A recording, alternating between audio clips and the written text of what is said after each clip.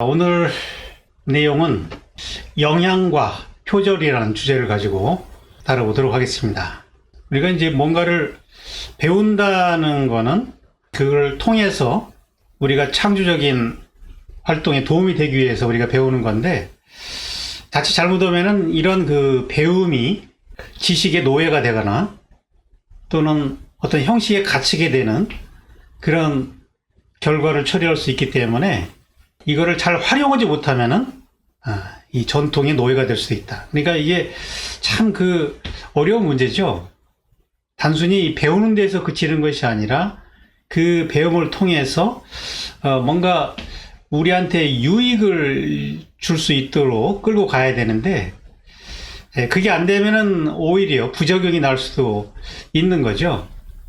그러니까 표절과 영양의 차이라는 것은 전통을 받아들이는 방식에서 결정이 된다. 전통을 피할 수는 없어요. 전통은 어차피 우리가 하나의 그 레퍼런스로 삼아야 되는 건데, 그 전통을 양식적으로 계승하려고 할 때 표절이 되는 것이고, 그 전통을 미의식은 이제 정신적인 부분이죠. 정신 중에서도 핵심이 되는 정신의 줏대, 이걸 한국말로 어리라고 그러는데, 이 어리라는 이 개념은 보편적인 정신만을 의미하는 것이 아니고 자신만의 특성까지를 포괄하는 개념이에요. 이 보편성과 특수성이 같이 들어있는 개념이 한국말로 이 어리라는 개념이에요. 그러니까 이거는 이성이라는 개념과는 조금 다른 거예요. 이성이라고 할 때는 이제 보편성이 중시되는 개념이지만, 어리라는 개념 속에는 차이라는 개념까지가 같이 들어있어요. 이게 빠져버리면은, 어리 빠져버리면은 이제 비슷비슷해지는 거예요. 다른 사람을 자꾸 따라가게 되는 거죠. 이거를 잘 보존할 때 어떠한 전통이 들어와도 나의 그 독특한 특수성이 있는 그 어의 구조로 그거를 걸러낼 때 거기서 창작이 되는 거거든요. 그러면 이 전통은 나의 얼개를 통해서 나올 때 그것이 영양이 되는 거예요. 그러니까 오른쪽에 있는 저 그림에서 그 전통은 쇠 같은 거예요. 굳어진 쇠. 그거를 녹여야 새로운 걸 만들 수 있잖아요. 그럴 때 그 굳어진 거를 녹일 수 있는 그 열, 빛, 이게 이제 얼인데, 녹이는 그 온도가 좀 다르고 또 그 빛의 성격이 조금씩 달라가지고 그 약간씩의 그 차이들이 생기는 거예요. 그 특성이 어떤 다른 색깔을 만들고 다른 강도를 만들고 이렇게 되는 거거든요. 그러니까 저 과정이 거치지 않고 굳어진 쇳덩이가 그냥 양식으로 그냥 빠져나올 때, 우리가 수박씨를 먹으면 그냥 수박씨가 나오잖아요. 변으로. 그런 거는 이제 표절이라는 얘기죠. 그걸 완전히 녹여가지고 내 안에서 소화를 시켜가지고 나의 얼개를 거쳐서 나올 때, 이것은 영양이다, 이렇게 볼 수 있다는 거죠. 그러면은 완전히 녹여가지고 소화시켜가지고 나올 때는 그 재료가 갖고 있는 특성이 있을까요, 없을까요? 있지만 변형이 이루어지는 거죠. 그러니까 그거는 영양이라고 볼 수 있다는 거죠. 그래서 이제 전통이라는 것은 우리한테 많은 편리함과 어떤 적응의 방식을 제공해주고 많은 혜택을 준 거지만, 그것이 새로운 시대에 딱 부합되지는 않아요. 왜냐하면 그 관습으로 굳어져 있기 때문에 지금 새로운 용도에 맞게 그걸 쓰려면 변형을 시켜야 되거든요. 그 변형시키려면 그걸 일단은 자유롭게 만들 수 있도록 말랑말랑하게 해놔야 되거든요. 굳어진 거를. 그럴 때 그걸 가능하게 하는 것이 바로 미의식이란 얘기예요. 미의식. 제가 이 미의식을 강조하는 이유는 이 미의식이 창작을 가능하게 하기 때문에 그런 거죠. 이것이 없이 그냥 우리가 전통을 배운다고 해가지고 창작이 되겠냐고요. 표절이 되지. 우리가 전통을 통해서 그 전통에 들어있는 양식이 아니라 그 안에 담긴 미의식과 공명을 이루어내고 그걸 통해서 어떤 새로운 창조로 나가야 되는 거거든요. 근데 우리는 대부분 그 껍데기, 그 양식을 차용해 오기 때문에 이 현대화가 안 되는 거죠. 새로운 창조물에는 뭐를 녹였느냐, 그 녹인 그 원래 상태가 있어야 되는 거예요. 그게 전통인 거죠. 전통이 거기에 녹아 들어있는 거예요. 창작물에는. 그리고 그거를 녹여가지고 어떻게 만들었느냐, 어떻게 이게 이제 새로운 시대 정신에 부합되게 그거를 만들었는가, 저걸 녹여가지고 옛날 스타일로 또 만들었는가. 에? 그러려면 녹이는 의미가 없죠. 그 녹여가지고 새롭게 지금 시대에 맞게 만들어 하기 때문에 창작이 필요한 것이지. 그래서 이 창작물들을 이렇게 분석을 하면은 거기에서 과거의 전통이 거기에 그 걸러져 나와야 된다고요. 그래서 이 미의식이 있는 사람들은 어떤 전통을 가져와도 그걸 자기식으로 그냥 다 이 창작물을 내놓는다고요. 근데 이게 안 돼 있는 사람은 어떤 전통을 가져와도 다 표절이 되어버리는 거예요. 그래서 제가 한국의 미식 시리즈를 지금 쭉 내고 있는 이유가 여기에 있는 거라고요. 전통을 어떻게 미의식을 통해서 현대적으로 전환시킬 수 있을 것인가, 요 문제를 다루는 거거든요. 그 기존의 미술사 책들은 이 미의식을 다루는 것이 아니라 팩트를 다루잖아요. 과거에 이런 게 있었다, 그런 역사적인 지식을 다루는 거잖아요. 그러니까 그런 미술사 공부는 작가들한테 위험할 수 있어요. 왜냐하면은 자칫 잘못하면 그것들이 표절이 될 수 있기 때문에, 미의식으로 안 가고 양식으로 그걸 배우다 보면은 자기도 모르게 그 양식이 나오게 돼 있거든요. 그래서 작가들을 위한 교육은 양식 교육이 아니라 미의식에 맞춰져 있어야 되는 거라고요. 미의식에. 그래야 창작으로 이어질 수 있다니까요. 이게 따뜻하게 올려도 조금 부드러워지니까 변형시키기는 좋겠지만, 저렇게 그냥 쇳물을 만들 정도가 되려면은 엄청난 온도로 이 미의식으로 빛을 떼줘야 되거든요. 그럼 말랑말랑해져가지고 그냥 자유롭게 변형이 가능해지는 거잖아요. 자연스럽다는 것은 독창적이라는 것이고, 자연이 아름다운 것은 표절이 없기 때문이다. 저런 사과나무가 감을 따라가지 않고 사과가 배를 표절하지 않는다는 얘기예요. 그냥 자기 고유성, 사과의 종자가 갖고 있는 그 고유성을 순수하게 발현하는 거죠. 이게 독창적인 거죠. 다른 종자들을 따라가지 않잖아요. 그죠?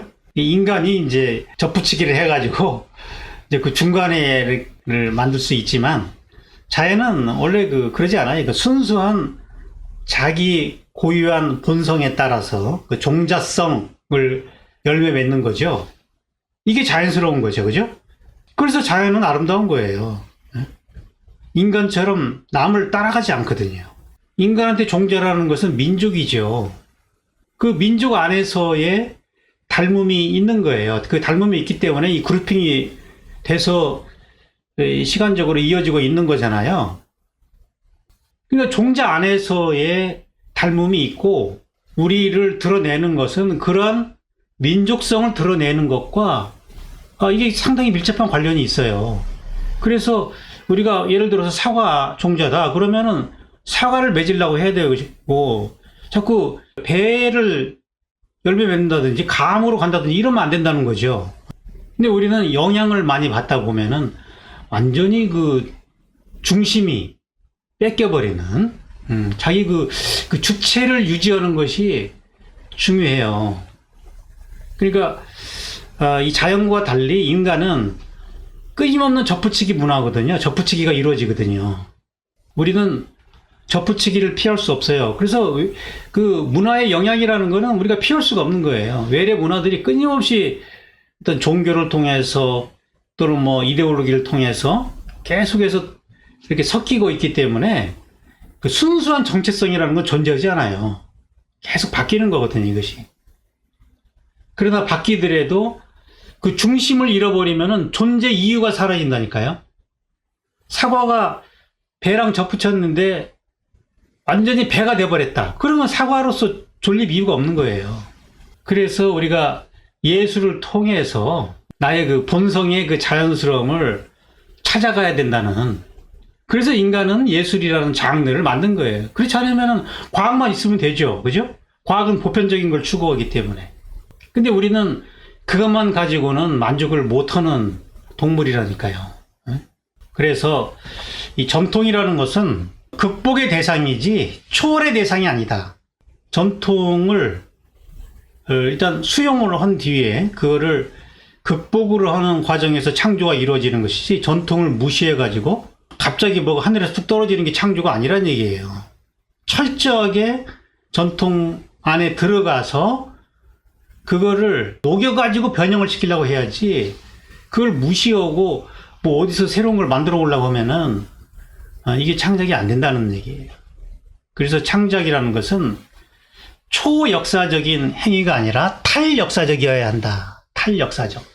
이 탈이라는 말은 뭐 영어로 하면 포스트가 될 텐데, 계승과 극복이 동시에 드러나줘야 된다는 거죠. 그래서 제가 탈이라는, 초가 아니라 탈이라고 쓰는 거예요. 그러면은 우리가 하는 작품이 어떠한 전통에 대고 있는가를 밝혀야 되는 거예요. 그죠? 여러분들 작품 발표할 때 그 얘기 합니까? 나는 어디 전통에서 출발해서 그걸 이렇게 변형시키고자 한다. 그 얘기 합니까? 자기가 뭐를 녹이고자 하는지, 그 녹이고자 하는 그 대상을 말하지 않고 그냥 순수하게 뭘 창작하는 것처럼 초월적으로 그렇게 얘기를 한다는 거죠. 반드시 무엇을 어떻게가 설명돼야 되는 거죠. 이 얘기를 해야 되는데 무엇이라는 게 없어요. 그냥 어떻게만 있는 건데 그게 공허한 얘기죠. 굉장히 공허하죠. 자, 피카소가 이런 얘기를 했는데, 나 자신을 베낄 바에야 차라리 다른 사람을 모방하겠다. 그러면 적어도 새로운 면을 추가할 수 있을 테니 말이다. 난 새로운 걸 발견하는 길을 좋아한다. 화가란 다른 사람의 소장품에서 본 그림을 그려서 자신의 소장품으로 만들고 싶은 수집가가 아니겠는가. 시작은 이렇게 하더라도 여기에서 색다른 작품이 나오는 것이다. 지금 피카소는 그러한 창작의 그 메커니즘에서 이해를 하고 있는 거예요. 내 안에서 스스로 나온다는 것은 불가능하다는 얘기예요. 분명하게 어떤 대상을 모방을 하면서 거기에서 어떻게 변형을 시킬 건가, 이걸 가지고 고민해야 되는 것이지, 그런 레퍼런스가 없이 그냥 스스로 뭔가를 창조하려고 하면은 그 창작이 안 된다는 거죠. 그걸 잘 알고 이해하고 있는 거죠. 레퍼런스가 확실해야 거기에서 새로운 게 나올 수 있다는 거죠. 그래서 피카소가 벨라스케스의 시녀들이라는 이 작품을 1957년 8월부터 12월까지 58종의 변형을 했어요. 이 레퍼런스를 가지고 끊임없이 자기 스타일로 변주를 해보는 거예요. 이게 분명하게 레퍼런스가 있기 때문에 그 차이를 극대화시킬 수 있는 거거든요. 그래서 이런 식으로 원본을 갖다 놓고 그거를 자기가 추구하는 새로운 시대적 요구, 거기에 따라서 과거의 전통을 녹여가지고 이렇게 변형을 시키는 거거든요. 이거는 탈역사적인 것이지 초역사적인 게 아니에요. 그동안 받아왔던 영향, 벨라스케스를 좋아했죠, 피카소가.